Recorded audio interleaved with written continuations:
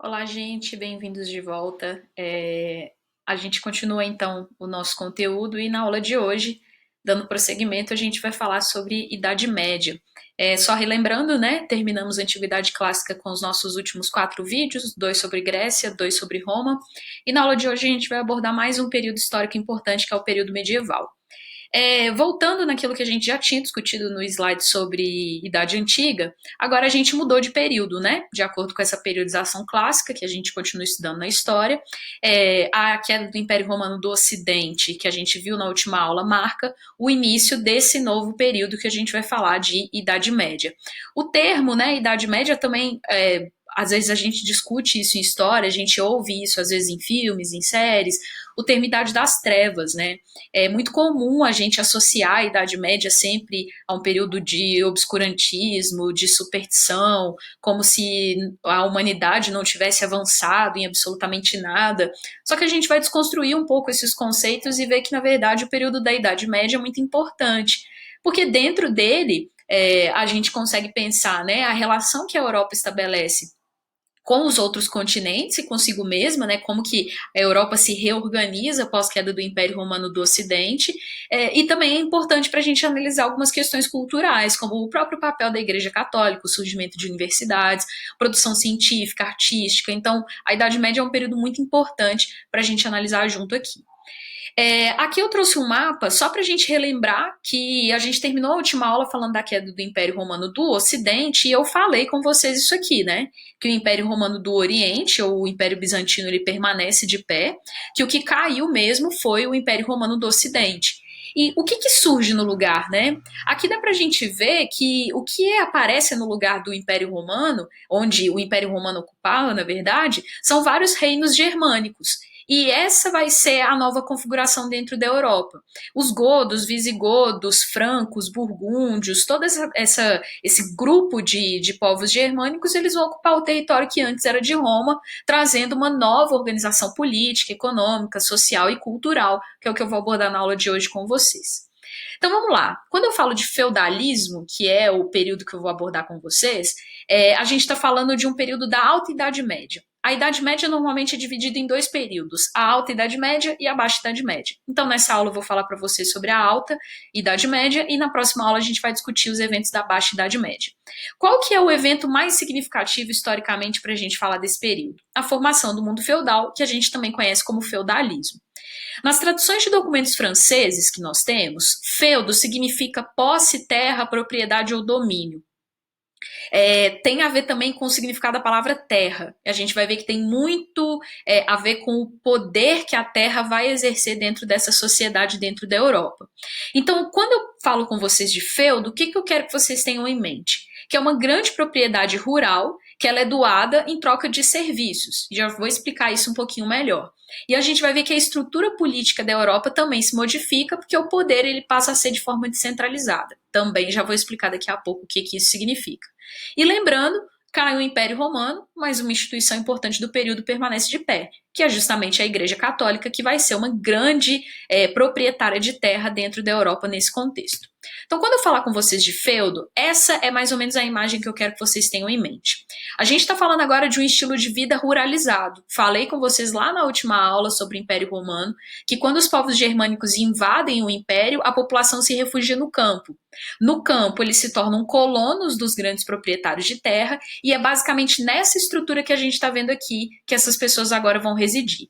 Então a gente tem o castelo, que é onde vive a nobreza, o senhor de todas essas terras. Nós temos as regiões que se dividem em manso senhorial, que são as terras onde tudo que era produzido nelas pertence ao senhor. O manso servil, onde os servos podem plantar para sua própria sobrevivência. A igreja, lembrando, né, o domínio cultural que a Igreja Católica exerce dentro dessa sociedade.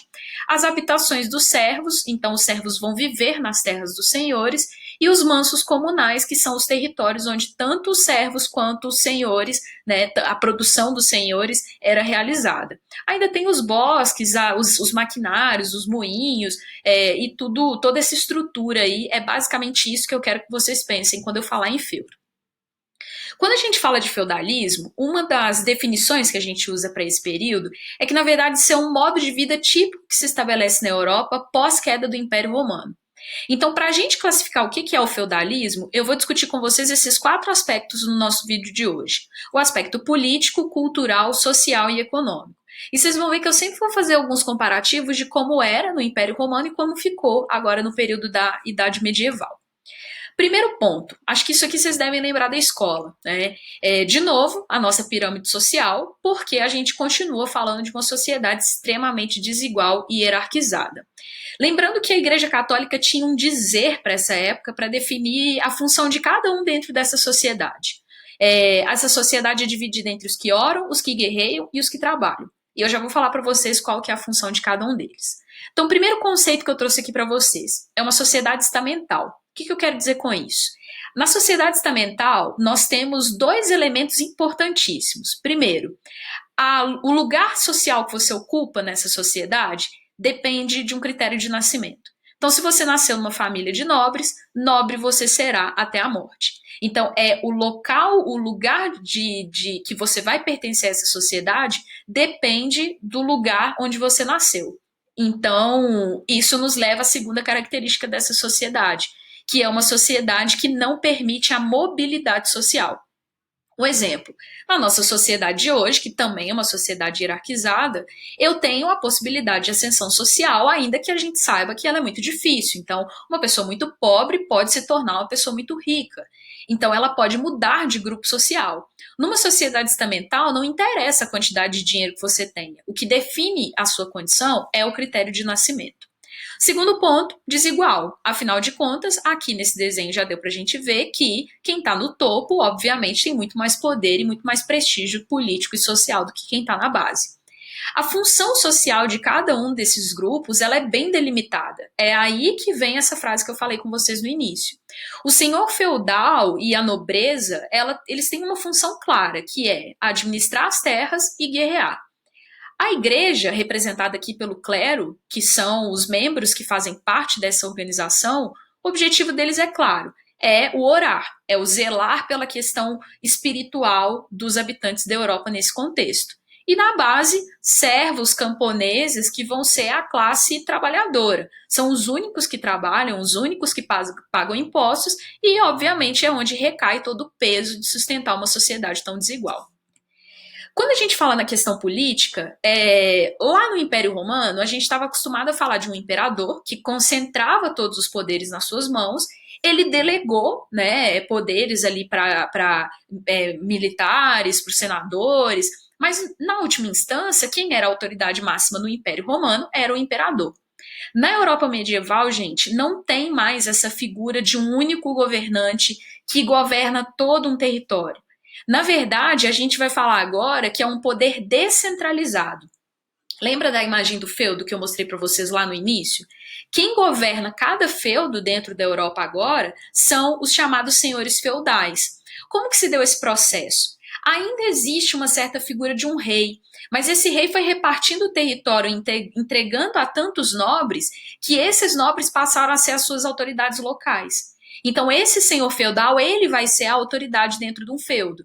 Então, se você está num feudo e vai para o outro, esse outro feudo tem outro senhor feudal que pode governar o feudo de uma maneira completamente diferente do que aquele que você estava no anterior. Então, os feudos, eles têm uma certa autonomia política. O conceito de um estado, de um órgão que governa todo um território, não existe dentro do período do feudalismo. Uma outra questão importante é, se cada senhor feudal governa o seu próprio feudo, como que esses feudos se relacionam e como que esses senhores se relacionam? Basicamente, eles vão herdar um costume que era dos povos germânicos, que no período medieval a gente vai chamar de cerimônias que se chamam de suzerania e vassalagem. Pensem no seguinte exemplo. Eu sou um suzerano, então eu sou um dono de um feudo muito grande, muito importante, e eu desejo me associar a um nobre que tem um prestígio menor do que o meu. Esse nobre que eu me associei vai ser o meu vassalo. Então, o que eu, enquanto suzerano, ofereço a esse nobre? Eu ofereço para ele um pedaço de terra, e esse nobre, que agora se transformou no meu vassalo, ele vai ser um aliado. meu. Então, por exemplo, se eu entrar em guerra contra um outro feudo, eu vou convocar os meus vassalos e a obrigação primordial, fundamental de um vassalo é prestar auxílio militar toda vez que o seu suzerano precisar. É uma relação de fidelidade, porque aqui nessa imagem dá para a gente ver a presença da igreja, ele está jurando sobre a Bíblia, esse o vassalo, esse o suzerano, e ele está jurando obediência, e basicamente ele está fazendo isso como se fosse uma espécie de um contrato, um casamento. Inclusive, essa relação era selada por meio de um beijo, e os laços entre suzeranos e vassalos vão ser perpétuos, ou seja, normalmente até a morte de um dos dois, essa relação permanece. Se o suzerano morrer, o vassalo pode reafirmar os laços com o herdeiro desse suzerano. Então era basicamente assim que politicamente a gente vai falar agora da organização dentro da Europa. Não tem mais aquela ideia de um único governante dominando todo um território. Segundo ponto que eu quero abordar no vídeo de hoje com vocês, questão da economia. Primeiro ponto, como a gente falou, houve a ruralização já desde o fim do Império Romano, então a agricultura e a pecuária vão ser as atividades fundamentais dentro do feudalismo, dentro dessas três características importantes aqui. Primeiro ponto, uma produção de subsistência. Gente, as técnicas agrícolas na Europa da Idade Média, elas eram muito simples, muito rudimentares. Basicamente, era produzido o que o feudo precisava para sobreviver e só. É isso que a gente chama de produção de subsistência. É quando você produz aquilo que é necessário para você conseguir sobreviver. Um outro ponto é que, como nós não temos mais um Estado, então um único órgão que possa, por exemplo, organizar a cobrança de impostos e o comércio dentro de uma Europa, afinal de contas ela não é mais unificada, o que nós vamos ter agora é a prática do escambo. Então é a troca de um produto pelo outro. Por quê? A economia monetária entra em declínio. Como cada feudo é autossuficiente e tem o seu próprio governo, como que a gente vai estabelecer uma única moeda para que valha para todos os feudos? Então não tinha como. Então agora a gente volta a falar de um modelo que a gente viu isso lá nos primeiros desenvolvimentos de algumas sociedades, que é a troca de um produto pelo outro. E os servos como base da mão de obra. Lembra que eu falei com vocês no último vídeo do colonato? Que os escravizados e os plebeus pobres foram convertidos em colonos no final do Império Romano? Basicamente é isso. Os servos eles vão viver nas terras dos senhores e são eles que produzem tudo que é necessário para a sobrevivência do feudo e como que eles garantem a presença deles dentro do feudo, pagando pesados impostos. Eu não vou ler isso aqui junto com vocês porque eu não quero que esse vídeo fique muito extenso, mas aqui eu coloquei para vocês 4 tipos de tributos ou impostos que eram muito comuns serem pagos pelos servos: corvéia, talha, banalidade e o dízimo. Depois vocês pausam o vídeo e dão uma lidinha aí nesse slide, que ele é bem tranquilinho para a gente entender. E por fim, falar para vocês um pouco sobre a questão cultural. De novo, diz para vocês na última aula sobre o grande poder que a Igreja Católica vai exercer, mesmo com a queda do Império Romano. A Igreja Católica, gente, ela vai ser muito competente em se aliar aos povos germânicos. Aí vocês podem estar pensando, mas os povos germânicos, eles eram cristãos? A princípio, não. Mas alguns dos governantes, eles se convertem para o cristianismo.